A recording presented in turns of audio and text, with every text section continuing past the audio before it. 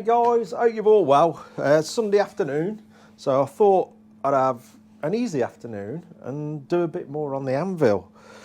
So today I'm going to do the hardest part really, is the top face. I've had a quick scoot round with the grinder and there's quite a lot of marks and bruises in there, and I don't think I'm going to get them all out, but we'll improve it slightly. But like I say, I'm only going to be doing this on a hobby sort of level, so it's, you know, we're not going to be working on this every single day like I used to. So we'll just get it as best as I can. Plus, if you watch Matt's video, you'll know we're going to have a bit of a competition, just for a bit of fun really. He's got himself a section of rail track, of some Hornby train set. I think he ripped up the line from the dining room to the kitchen and cut a section out, so he's using that for his Anvil, which he's going to dress up and shape up and do what he needs to do with it, and then we're going to have a bit of fun. Oh, it's blue. Hello mate. So yeah, he's doing that. While he's doing that, I'm going to be doing this. Someone's frit blue. And yeah, we'll have a bit of fun. But anyway, to start with, I've been going over this with a grinding wheel. Now, I know this is not ideal. You know, I used to, every now and again, dress my anvils up this way. It's either that or it's one big pain in the backside getting this out of here, into a van, up to some machine shop, having milled the surface back here. It's just out of the question really. I don't really want to move this back out of here into the van and off again. For what I'm using this for, this is going to be good enough, and I should be very careful how I do it so we not deforming the surface even more.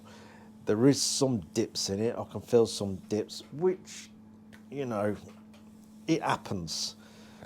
But like I said before, this is really good compared to some I've seen. So I'll go over with the grinding wheel first. I'll go in several directions with it. That way there's less chance of me putting welts into the surface. This surface is extremely hard anyway, so it does take a bit of dressing up. Like I say, we probably won't get it all out, but we'll certainly improve it.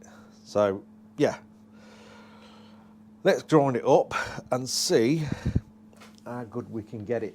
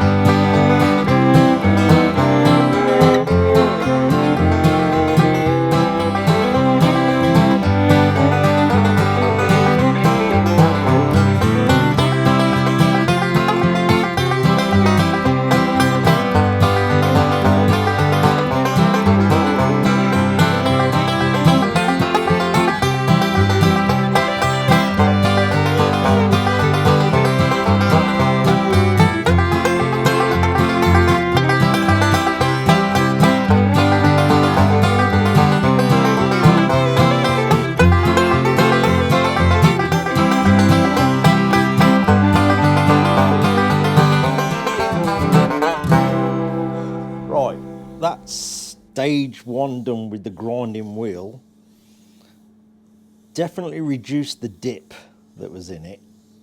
Like I say, we're not going to get it all perfect, but we'll definitely get a vast improvement. So what I'm going to do now is go over it with a grinder. We'll put a new one in, and that will smooth all these lines out that you see. Probably on the camera they probably look like welts I've put into there, but it's not. It is just the grinding marks. So this one will take care of all that.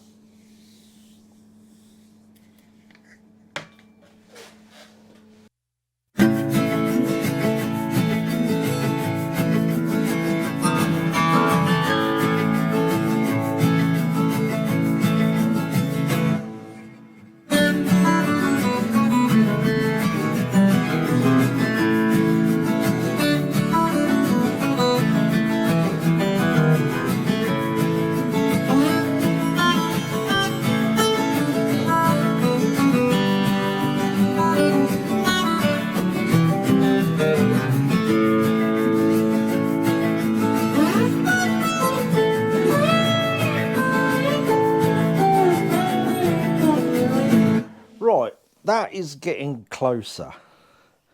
I can still feel a couple of slight dips, but we're not going to get rid of them. Not doing it by hand anyway. So next bit is we're going to use the hard face welding rods and try and tidy the edge up down this side and down there. Now there's several ways people go about this as well. Some people just dress them off and don't weld them. Some people just go and weld them. Some people heat the whole anvil right up. I haven't got facilities to do that. I am going to put some heat just into that area with my blowtorch, so it isn't a sudden shock of the weld, and this being obviously quite cold. So I am going to warm it up a bit, but that's basically all I can do. As I said before, I've had success doing it this way on the anvils when I was blacksmithing all them years ago, and I've never had a problem with it. You know, the anvils have always stayed hard. What I've welded never fell off. So I'm just going to go with what's worked in the past and see what happens. So yeah, I'm going to tidy some of the paint and the dirt and rust out, and I'm just going to do it a bit at a time, so I'm not transferring boatloads of heat through the surface, because they can actually go soft. So we'll see how we go. Like I say, this is just how I go about it, not how to renovate your anvil. You know, you should come here to watch that, but you please yourself how you do it. Right, I'll spin this round to start with.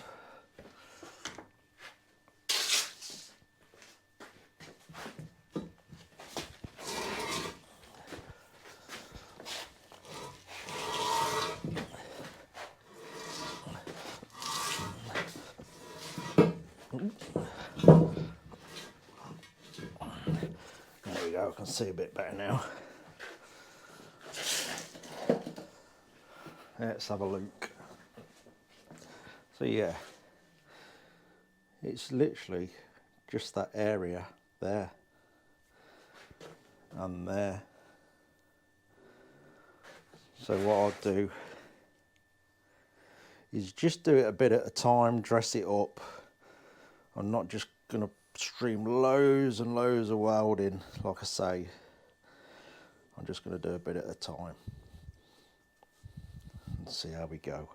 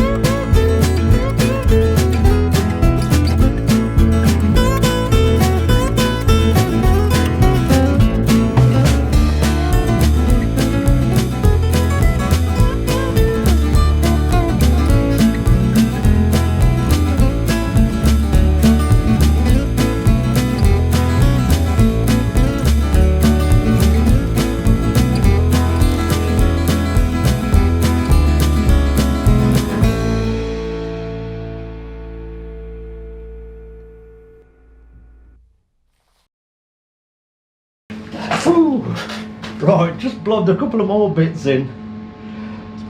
It's been a long time since I've done this, the stick welder, and it shows.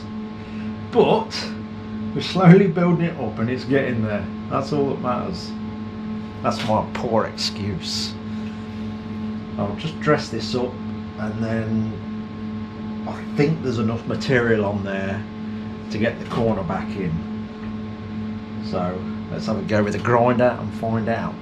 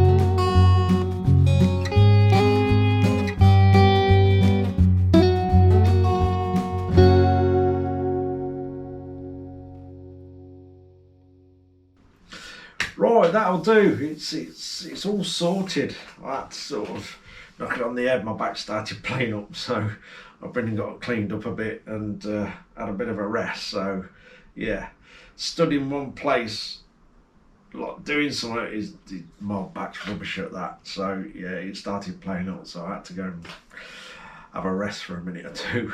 But I'm quite happy with where that's gone actually.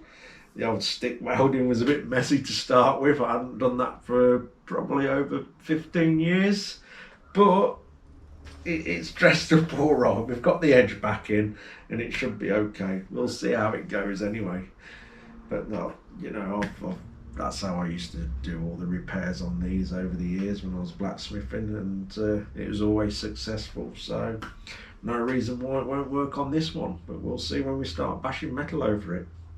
I think the next job on this is basically mask off the working surfaces and give it a coat of paint, and then it should look all right. But we've definitely saved it anyway, and it looks a million times better, I think. All I've got to do now is make the forge and find myself a blower for the forge, you know, like one of these snail fans. I'll find one somewhere. I did find an hand crank one, a really old one, which would have been nice actually, but I missed out. Someone bought it. I was too slow with that, but I'll find one. In the meantime, I'll get the forge together. I'm only going to, like I say, build a small one, put some legs on it, put a pipe in it. I'll put a pipe going up to in the centre underneath, so it's sort of an updraft one, whatever you want to call it, and go from there. But I think that'll do. My back's telling me to go and lie down, so I'm going to move this out of the way, drag all the bikes in and call it a day, I think. But we'll have a closer look before I finish. So yeah, I'm happy with that. It may, you know, may have another half hour with the DA, just there is some grinding marks, but you can't feel them. The surface is nice and smooth actually. I managed to dress this one up in the end, this face, which has come out all right. But yeah, I'm pleased with that. So we'll give it a nice coat of paint and it should be ready to go.